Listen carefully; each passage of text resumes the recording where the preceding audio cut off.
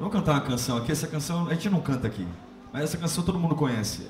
Lembra do Ninguém Explica Deus? Quem lembra dessa canção, Ninguém Explica Deus? Né?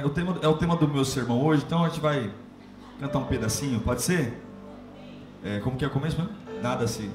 Ao seu redor. Me ajuda aí. Olha lá. Tudo se faz no seu olhar. Todo o universo se formou no seu falar. Aí você vai abrir na Bíblia em João 9, Evangelho de João capítulo 9. Teologia pra explicar, ou Big Bang pra disfarçar. Pode alguém ter dúvida? Sei que há um Deus a me guardar, e eu, tão pequeno e frágil, querendo sua atenção. Onde? No silêncio encontro resposta certa. Dono de toda a ciência, bem alto. Dono de toda a ciência, sabedoria e poder, ó, dá-me de beber. Do que? Da água da fonte da vida. Antes que o ar já houvesse, quem? Ele já era Deus, se revelou aos seus. De quem? Do crente ao ateu. Ninguém explica. Agora, ninguém explica. Ninguém explica. Ninguém explica. Ninguém explica. Ninguém explica Deus. Ninguém explica Deus. Amém? Do crente ao ateu. Nem eu e você que estamos aqui na igreja direto conseguimos explicá-lo. Ninguém explica Deus. Fala para o seu irmão, ninguém explica Deus. E quem tentar explicar vai ter problema. Não dá para explicar. Amém? João, vamos ler Evangelho de João, capítulo 9, verso 1, diz assim: Ao passar, Jesus viu um cego de nascença, e seus discípulos lhe perguntaram: Mestre, quem pecou? Este homem ou seus pais, para que ele nascesse cego? Então Jesus disse: Nem ele nem seus pais pecaram, mas isso aconteceu para que a obra de Deus se manifestasse na vida dele. Enquanto é dia, precisamos realizar a obra daquele que me enviou. A noite se aproxima, quando ninguém pode trabalhar. Enquanto estou no mundo, sou a luz do mundo. Tendo dito isso, cuspiu no chão, misturou terra com saliva e aplicou aos olhos do homem. Então disse ao homem: Vá lavar-se no tanque de Siloé, que significa enviado. O homem foi, lavou-se e voltou vendo. Curva sua cabeça. Senhor, a gente não quer só mais uma palavra. As informações estão nos jornais, nas revistas, na opinião das pessoas. Nós queremos a revelação da tua palavra. A gente quer as nossas feridas saradas aqui hoje. Nós queremos carregar cicatrizes e não ferida. A cicatriz é a resposta de que eu venci. Agora uma ferida aberta por muito tempo apodrece, infecciona. Então sara a nossa vida nessa noite, em nome de Jesus, amém. Basicamente o capítulo 9 inteiro de João trata do mesmo assunto: a cura de um cego, que gerou uma grande polêmica. Jesus havia curado muitos cegos, coxos, mas essa cura, basicamente o capítulo inteiro de Lucas 9 se destina a falar exclusivamente da cura desse cego. O que nós sabemos desse cego? É que ele tinha uma condição de nascença. Ele foi cego desde o seu nascimento. Então, infância, adolescência, fase adulta, a cegueira estava nele. E de repente, um momento, um encontro, um dia que ele encontra Jesus, uma história carregada a vida inteira muda. É por isso que Jesus é fantástico. Porque um momento com Jesus, um único momento com Jesus é capaz de mudar toda a perspectiva da nossa vida. É por isso que Satanás tem medo que você ouça a palavra. É por isso que Satanás tem medo que você conheça ele. Porque uma vida inteira pode ser mudada em um único encontro com Jesus. Um único encontro com Ele. Se você carrega muitas cargas, muitos pesos, se você carrega muitas frustrações, eu repito para você, um único momento na presença de Deus pode mudar toda a sua vida. Agora, algo interessante aqui. Interessante porque esse homem, ele é cego, e Jesus está perto dele, logo os discípulos, e nós fazemos isso, todas as vezes que a nossa vida não está muito bem, a gente sempre quer encontrar a razão do porquê estamos onde estamos, ou porquê estamos vivendo o que estamos vivendo, e logo os discípulos cruzam o braço, põem a mão no queixo, e com cara de intelectual perguntam: Jesus, quem pecou para que esse rapaz esteja cego desde o nascimento? Foi o pai dele que pecou? Foi a mãe dele que pecou? Foi ele que pecou?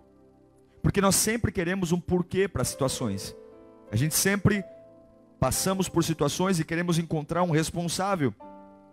E quando o mar não abre, quando o fogo está queimando, quando as coisas não fluem, a gente sempre quer ter um motivo, a razão, principalmente para culpar alguém.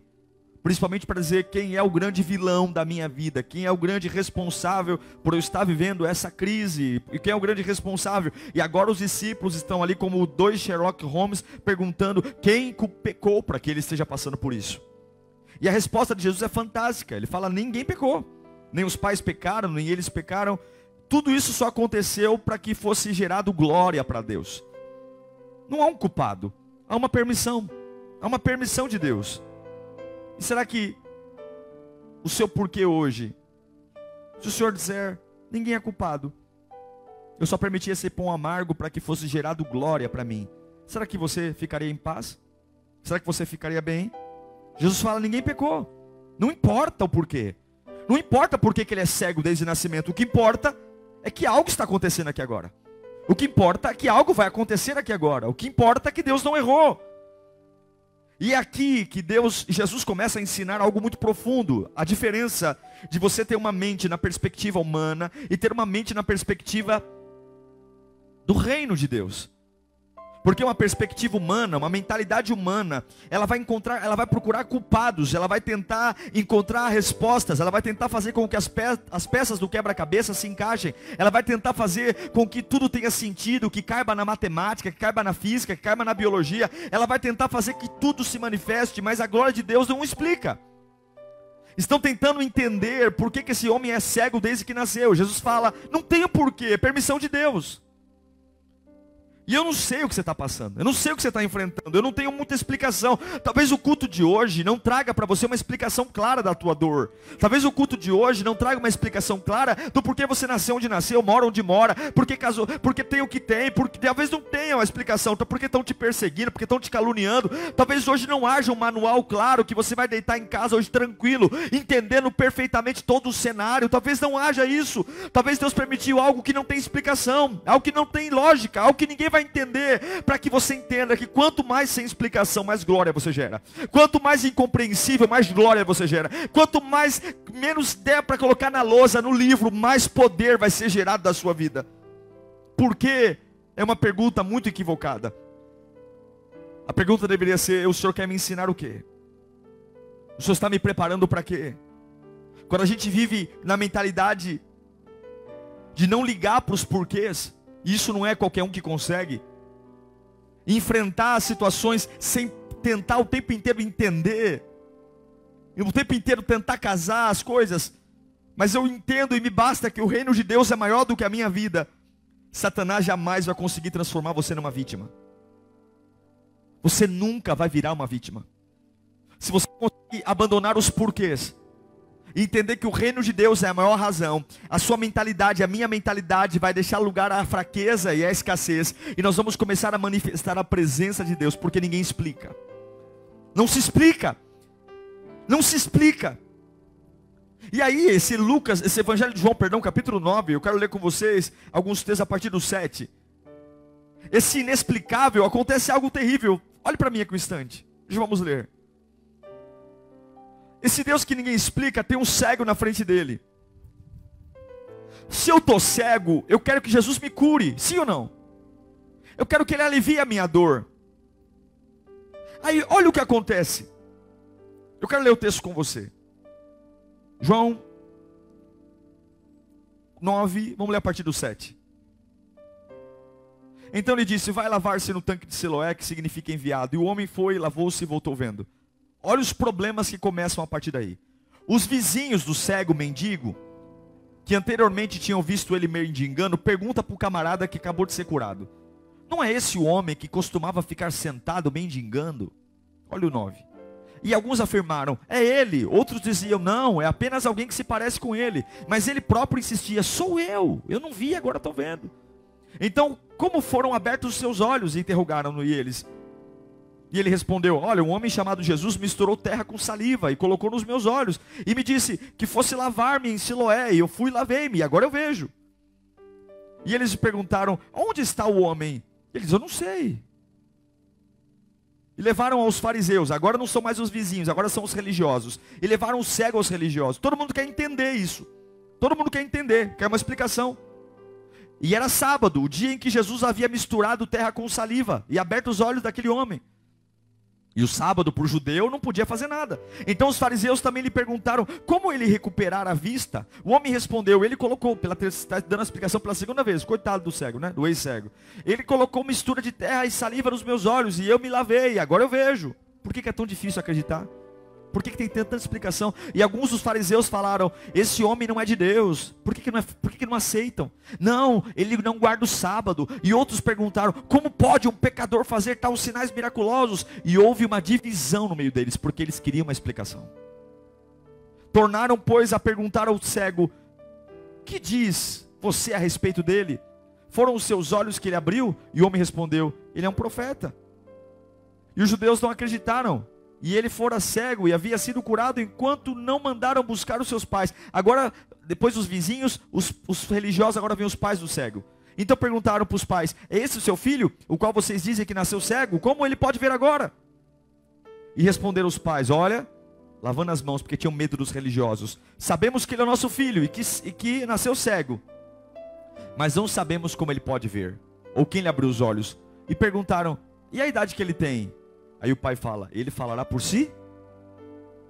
Olhe para mim aqui um instante. Já vou dizer o que Deus tem para a sua vida. Esse texto nos mostra várias perspectivas. Os discípulos olhando para um cego, querendo encontrar o culpado. Quem pecou? Jesus Cristo olhando para um cego e querendo manifestar a glória do Pai. Os vizinhos do cego, que agora o veem curado e não entendem, porque a última lembrança que tem dele é um camarada que é mendigo e coitado, e agora ele anda por conta própria.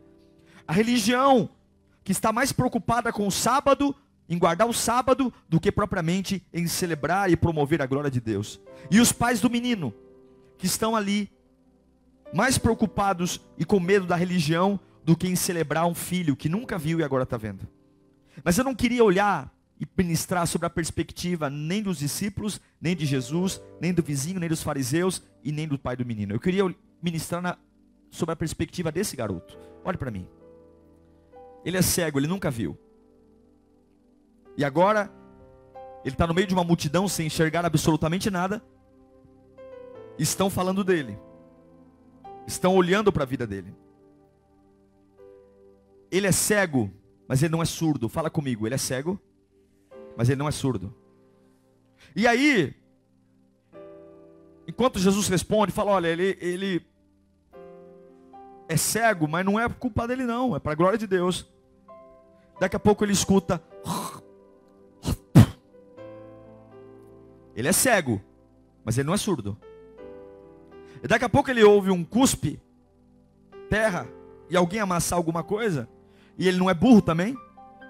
E daqui a pouco passam alguma coisa arenosa, úmida, nos olhos dele. Ele é cego, mas ele não é surdo, mas ele não é burro, mas ele não é leproso. Uma cuspida no lodo.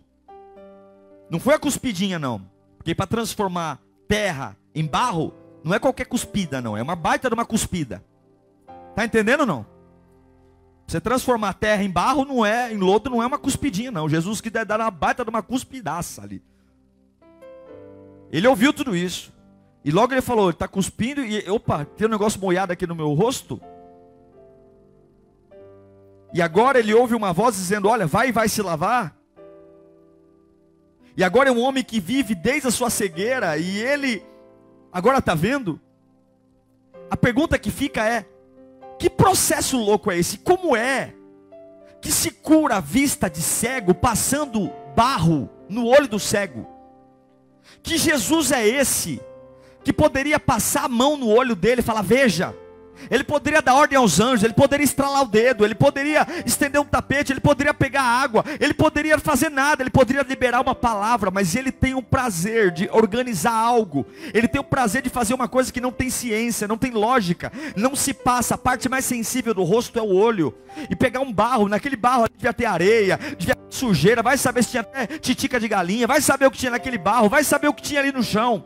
Mas ele tem o prazer de construir algo que não tem explicação.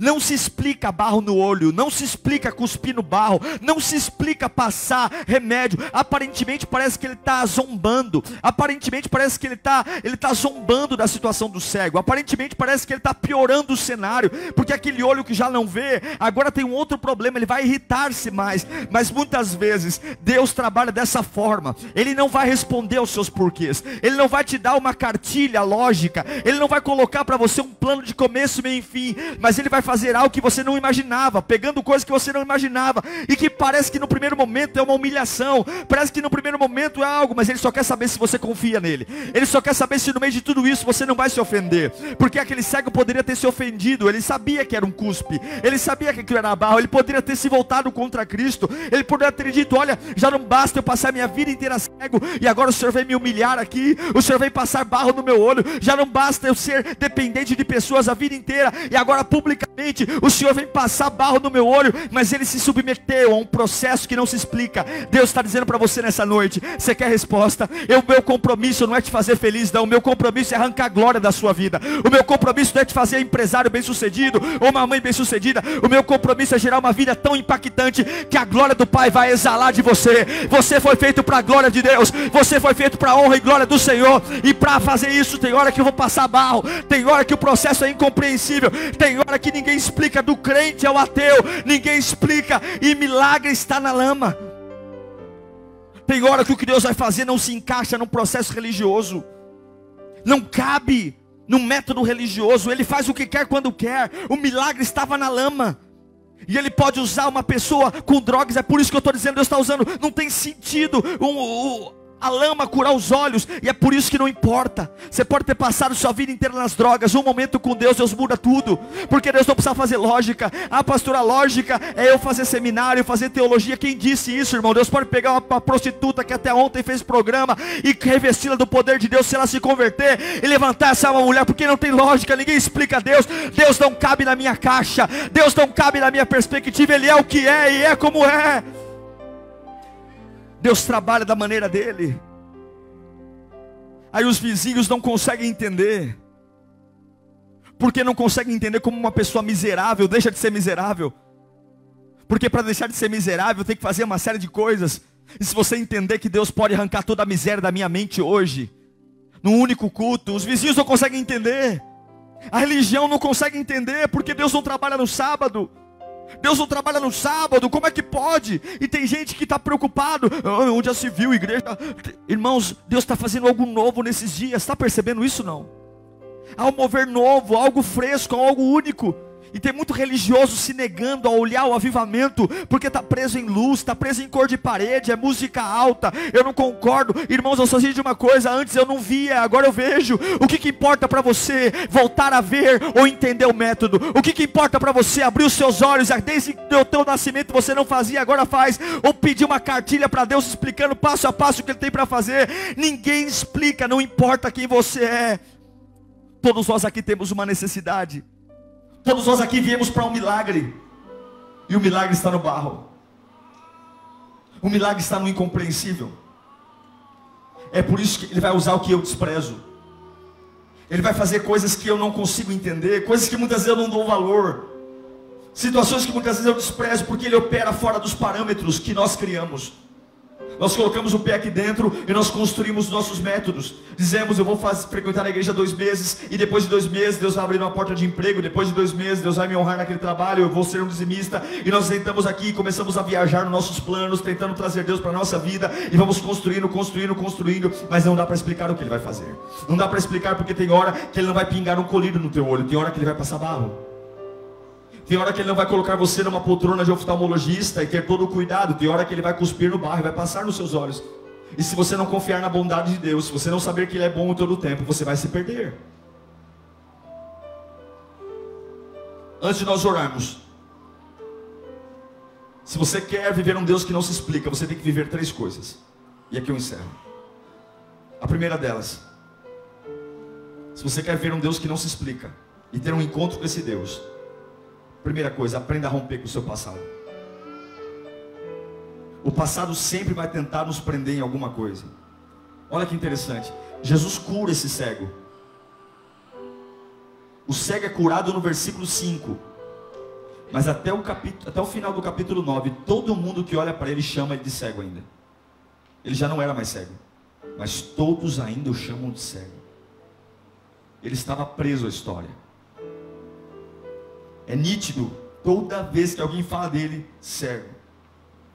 Não o reconhecem como homem que agora vê, mas lembram dele como homem cego. Mas uma pessoa que encontra o Deus que não se explica, abra bem seus ouvidos. Ela não pode mais ser lembrada pelo que ela era, ela tem que ser lembrada pelo que você é hoje. O encontro real com Deus fará uma ruptura no seu passado, em nome do Senhor Jesus.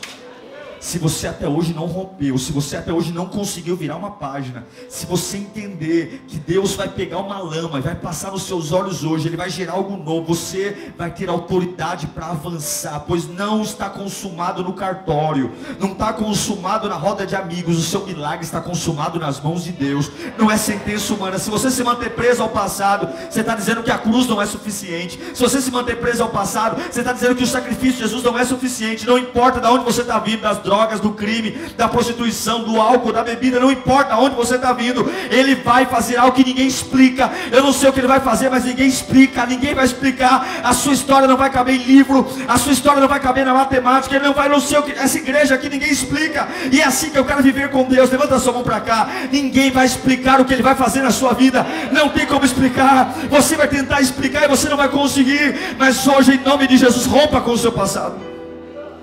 Rompa. Muitos aqui hoje não conseguem avançar porque não conseguem soltar o passado. Está preso no que os religiosos dizem. Está preso. Está preso. Ah, pastor, porque é minha família, a minha casa, a minha experiência com Deus. Abra-se para o novo, irmão. Abra-se para o novo. Pare de ser teimoso, pare de ser orgulhoso, pare de ser... A Bíblia diz que a árvore é reconhecida pelos frutos.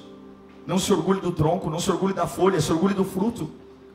Não adianta ter um bom tronco, uma boa raiz se não tem fruto. Pessoas que estão morrendo orgulhosos, pessoas que não têm vida orgulhosos, pessoas que estão morrendo espiritualmente orgulhosos, não tem nada, estão orgulhosos, cheios de razão, porque querem porquês. Eu não sei se ele vai usar barro, lama, cuspe, eu só sei de uma coisa: eu não via e agora eu vejo. Primeira coisa, rompa com o seu passado. Segunda coisa, não pare numa pessoa que não tenha nada mais do que uma opinião. A nossa cultura está cheia de pessoas com opiniões. Opiniões não edificam nada. Opiniões não alteram nada. Opiniões não alteram vidas. Opiniões não transformam corações. Opiniões não edificam igrejas, não edificam casamentos. Opinião, você não pode parar em alguém que não tenha nada mais do que uma opinião. O homem está curado e os fariseus estão olhando para ele dizendo: não é possível, esse Jesus que te curou, ele é um pecador, hoje é sábado. Estão olhando para o que Deus está fazendo na vida do cego e estão dando várias opiniões. Gente que não conheceu o Jesus que o cego conheceu, mas opiniões, ideias. Pessoas que estão mais mergulhadas na lama do que nós, olhando para nós dizendo: você está errado, não busque a Deus. Como que uma pessoa que não teve uma experiência com Deus pode dizer para mim que eu não posso ter uma experiência com Deus? Como que uma pessoa que não sentiu a Deus como eu senti pode olhar para mim e dizer que não é bom sentir a Deus? Vai lá, Bersabão.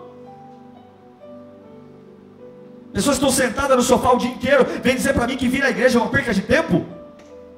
Não sabem o que eu sinto, não sabem o que Deus fala no meu coração, não sabem como Ele me levanta no meio das minhas crises, não sabem o remédio que Ele coloca nas minhas feridas. Como é que pode alguém que não tem um encontro com Deus dizer, como que eu posso dizer que uma coisa não é boa sem provar dela?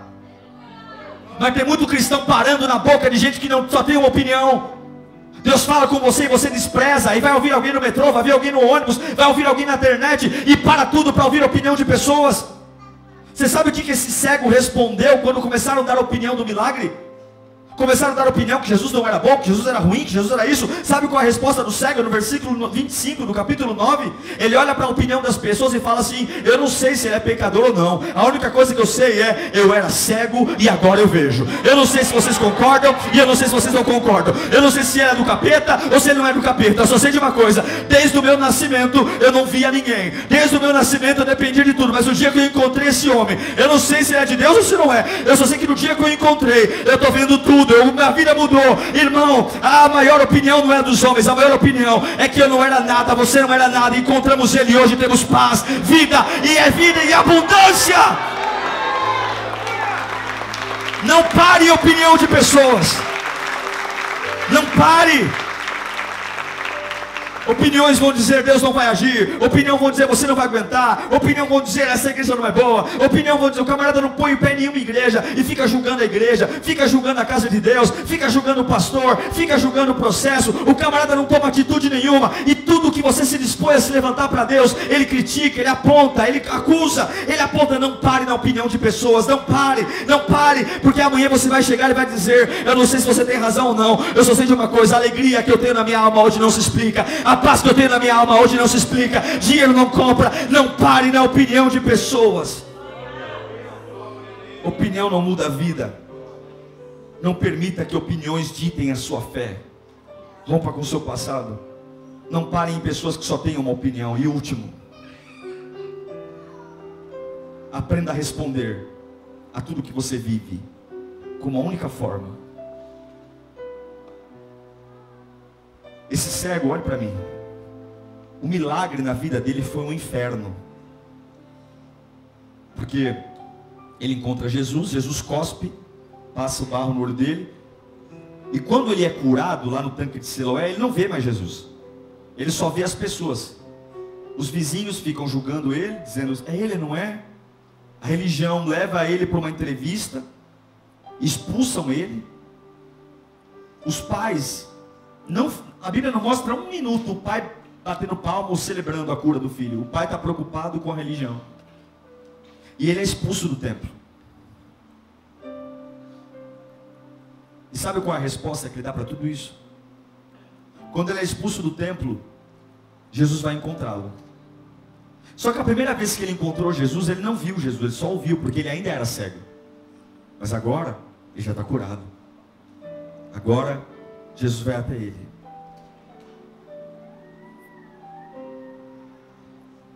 E Jesus exige dele uma resposta. Versículo 35 de João 9. Jesus ouviu que havia o quê? Expulsado. E ao encontrá-lo disse: você crê no Filho do Homem? E perguntou o homem: quem é ele, Senhor, para que eu creia nele? E disse Jesus: você já o tem? Está aqui. É aquele que está falando com você. E o homem disse: Senhor, eu creio. E o adorou. Sabe o que é lindo? Deixa o texto ali. Deixa o 38. Esse adorou no grego significa proskineu.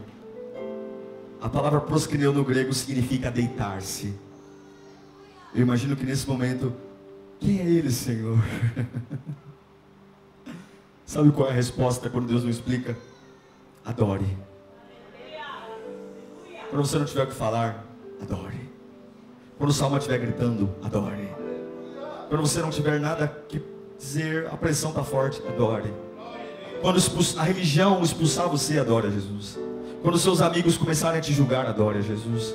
Quando até a tua família começar a olhar para tudo que Deus está fazendo na sua vida e começar a zombar, adore. O proskineu quer dizer deitar. Eu imagino que esse jovem Ele não tinha teologia, ele não tinha liderança, mas a resposta para todo o desprezo que ele estava sofrendo, porque tinha sido curado, foi deitar nos pés de Jesus. Se você está aqui hoje por causa de um porquê, talvez você vai sair daqui hoje sem ele. Porque o porquê só vai te apresentar um culpado e fazer de você uma vítima. O porquê só vai fazer isso com você. Ele vai fazer você descansar, se vitimizando e dizendo: desgraçado daquela situação, desgraçado daquela pessoa. É por isso que eu estou onde eu estou. Agora, se você entender que todas as coisas cooperam para o bem daqueles que amam a Deus, segundo o seu propósito, não importa o porquê. Importa que hoje Jesus está aqui. E eu estou ouvindo Ele, mas eu vou vê-lo. Eu queria que você fechasse os seus olhos nesse instante. Curva a sua cabeça.